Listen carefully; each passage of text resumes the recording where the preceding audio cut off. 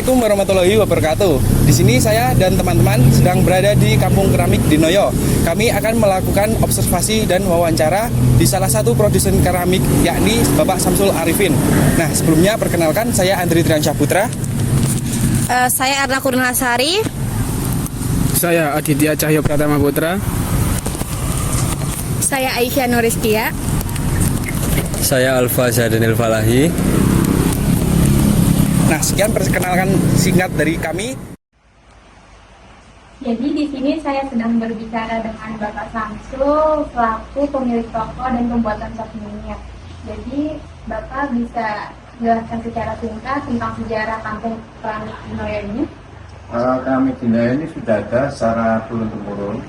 Dulu dari sentra Jakarta dan sekarang mengembangkan keramik porselen. Kalau tanah Jawa dari tanah sawah, sekarang lebih mengarah ke tanah liat putih. Lalu dari kapan sih Pak toko ini telah beroperasi dan sudah berapa lama beroperasi? Kalau sementara ini sudah kira-kira tahun 2030 sudah dirintis sampai sekarang. Bahan apa saja sih Pak yang menjadi bahan utama untuk pembuatan souvenir di toko Bapak ini? Keramik ini mengarah ke porselen, maka dia terbuat dari bahan baku berupa kaolin, tanah liat putih, kemudian feldspar itu batuan, kemudian ada kuarsa, sejenis pasir kuarsa, pasir silika, kemudian ada balkley. Balkley itu tanah bentonit, di mana tanah ini tahan terhadap suhu bakat tinggi. Lalu apakah Bapak memiliki kriteria khusus saat memilih bahan yang akan Bapak produksi nantinya untuk dijualkan? Untuk memproduksi keramik itu sebenarnya ada beberapa kategori. Tapi kalau kita mengarah ke porselen, maka harus terbuat dari 4 bahan baku utama tadi. Di antaranya yang saya sebutkan tadi ada kaolin, feldspar, kuarsa, dan balkley. Untuk mendapatkan bahan utama tersebut, apakah Bapak mendapatkan dari supplier atau bagaimana? Pada awalnya dulu mengambil sendiri di tambang, di Malang Selatan, di Blitar, di Tuban. Tapi karena di sini terbentuk sentra, kemudian Dinas Perindustrian Provinsi Jawa Timur mendirikan UPT, di mana UPT tersebut sebagai unit pelayanan teknis dan pengadaan bahan baku keramik. Dan sampai sekarang supplier tersebut dari UPT itu. Apakah keunggulan dari bahan baku utama tersebut, Pak? Ya kembali ke orientasi tadi, karena kita orientasinya ke porselen ya harus terbuat dari bahan itu. Keunggulannya ya tampilannya keramik porselen, cirinya itu bodinya putih, suhu bakarnya tinggi. Lebih bagus ya, Pak. Apakah selama proses pembuatan produk souvenir ini melibatkan proses kimia sebagai pengawet souvenirnya atau semacam itu? Relatif dari bahan alami semua, dari tanah liat, batuan, pasir. Kemudian bahan tambahan lainnya berupa air. Apakah selama proses pembuatan ada kendala selain suhu dan cuaca?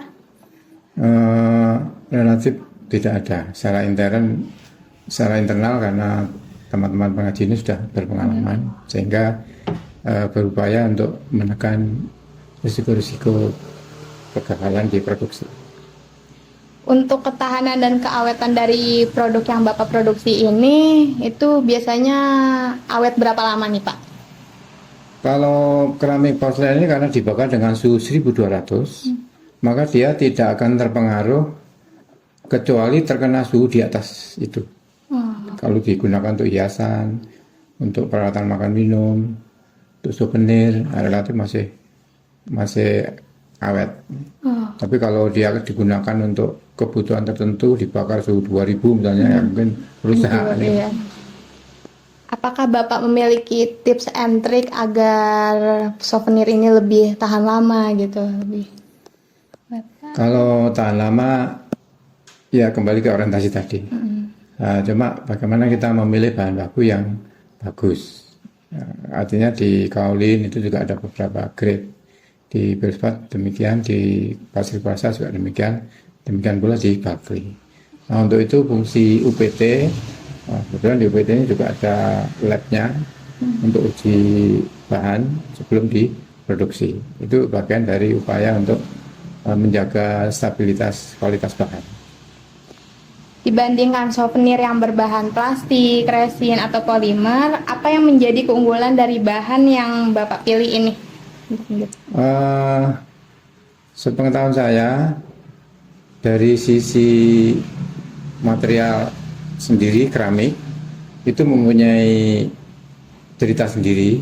Artinya nenek moyang keramik ini kan produk yang menarik. Keramik kuno itu kan menarik. Sehingga yang dibuat sekarang ini kan keturunannya. Dan keramik sendiri mempunyai sifat dia tahan terhadap bersuhu, terhadap zat asam, dan dia juga bersifat konduktor. Sehingga ada beberapa keunggulan-keunggulan di dalam produk keramik. Oke. Biasanya pelanggan Bapak ini lebih banyak yang offline atau online nih? Lebih banyak offline. Offline. Kecenderungan konsumen itu kalau tertarik keramik datang ke sini. Langsung datang ya Pak? Tapi untuk pemesanan berikutnya ya melalui media sosial. Tapi kalau memasarkan produk ini di marketplace memang masih belum. Nah, di sini sendiri Bapak bisa menjelaskan sedikit saja proses pembuatan dari awal hingga terjadi keramik seperti yang di belakang kita. Proses produksi keramik itu meliputi beberapa tahapan. Di antaranya pertama desain, kemudian pengolahan bahan. Bahan baku utama yang tadi saya sebutkan ada kaolin, fosfat, kuarsa, bahan. Kemudian di proses pengolahan yaitu di pengadukan, kemudian penyaringan. Tahap berikutnya adalah pembentukan. Dibentuk dengan teknik cetak tuang. Kemudian dikeringkan, disempurnakan, didekorasi, diglasir, lalu dibakar. Pembakaran merupakan proses terakhir. Setelah dibakar, selesai didinginkan, siap untuk dipasarkan. Nah, untuk beberapa desain sendiri, Bapak ini terinspirasi dari mana ya, kalau boleh tahu? Kan banyak banget nih desainnya.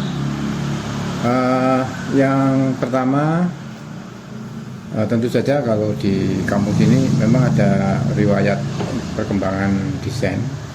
Itu dari awal itu memang karena banyak permintaan biru putih, nuansa biru putih, dan mengambil corak-corak dari keramik kuno. Kuno.